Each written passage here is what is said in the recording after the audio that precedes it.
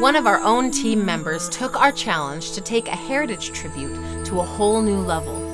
Check out Bob Morphus's tribute to his father, which he turned into a book and a song.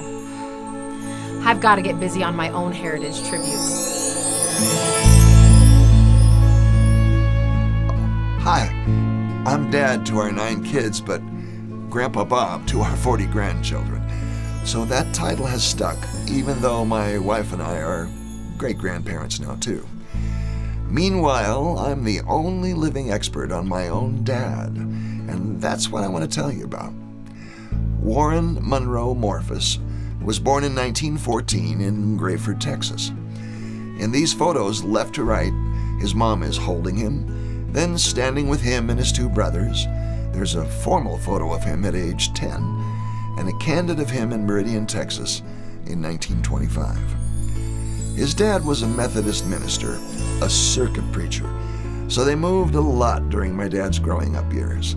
I was inspired to write about his life by my current work with Utah Pioneer Heritage Arts.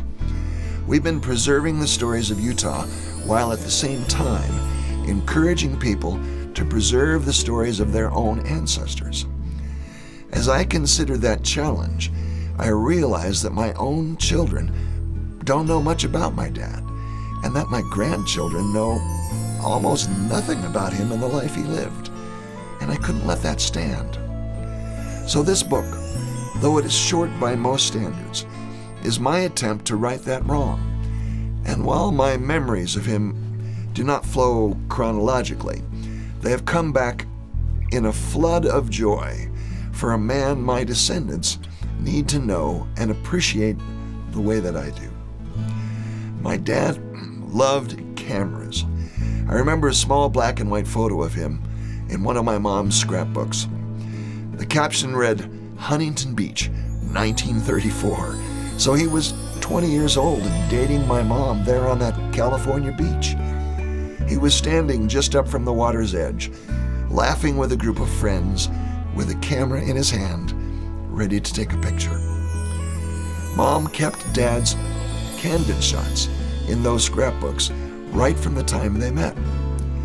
Dad's love for cameras became his passion. I can't remember a time in my youth when he didn't have a camera in his hand or nearby. He opened his own studio when I was very young, but couldn't make a go of it. By the time I was 6, he had taken his photo business out on the road, snapping baby pictures all over the LA area, setting up his tripod and Rolleiflex to capture the adorable smiles of thousands of babies. He had a darkroom in our garage and an office in our den, and those are the 2 places where I could hang out with him and just talk. That's how I got to know him best. Every Christmas season, there were cardboard blotters with various sized baby pictures drying from the development process, perched on chairs and shelves all over the house to be retouched and packaged and sent to adoring parents. The thing I remember most about my dad was how much he treasured not only capturing those precious moments for those many, many families, but his ability to be a listening ear for new moms who were a bit overwhelmed.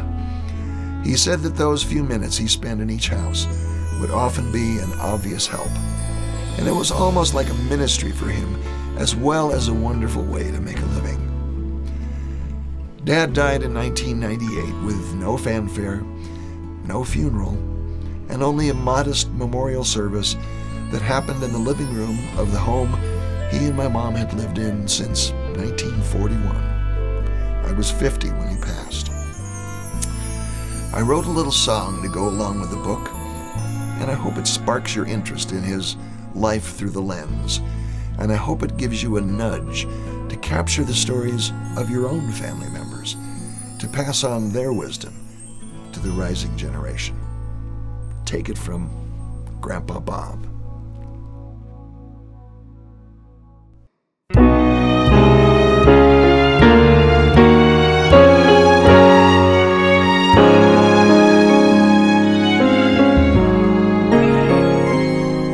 I wish I I could have been there on that California coast, on that beach way back in 1934. He stood there fresh from Texas with the thing he loved the most, that brand new Kodak camera he adored.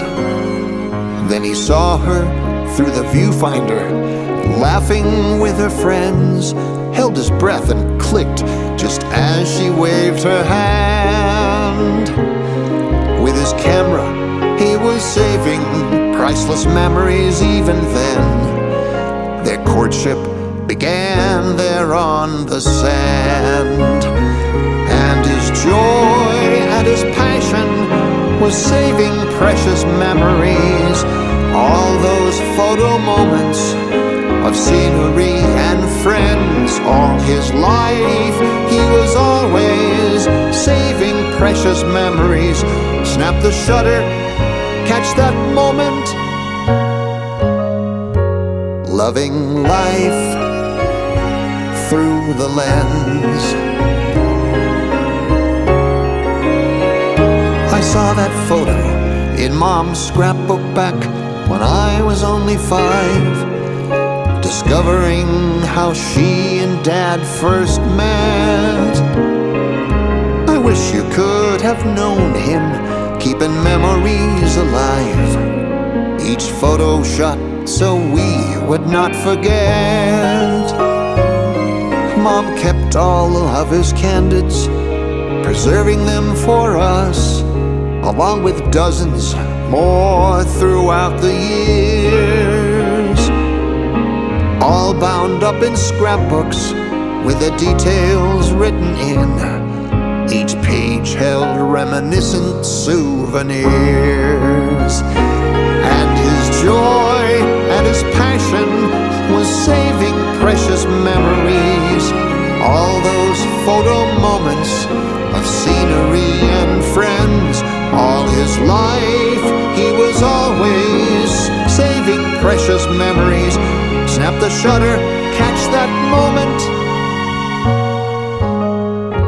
loving life through the lens.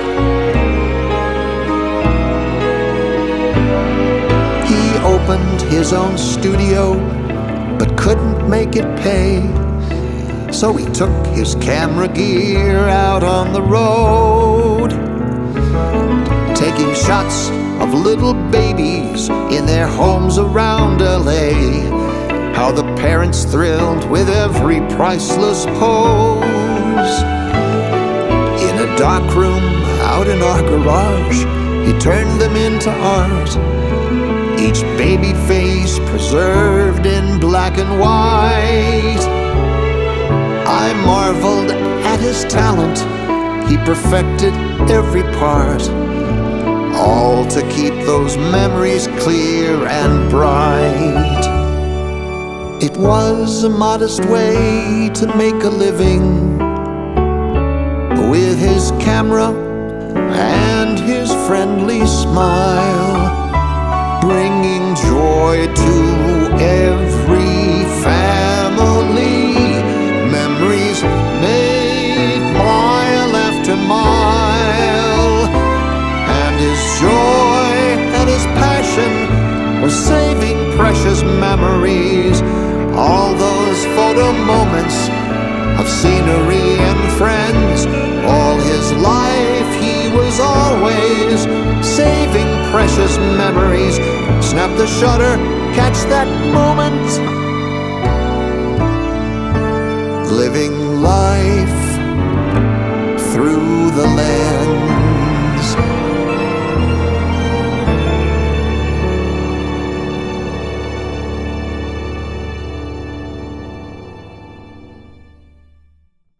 Pretty impressive, huh? There's a link to order a copy of Grandpa Bob's book and song. It's a great way to show your family how powerful a heritage tribute can be to help knit your family closer together. I recommend this kind of tribute to honor one of your family heroes. Click the link for more information.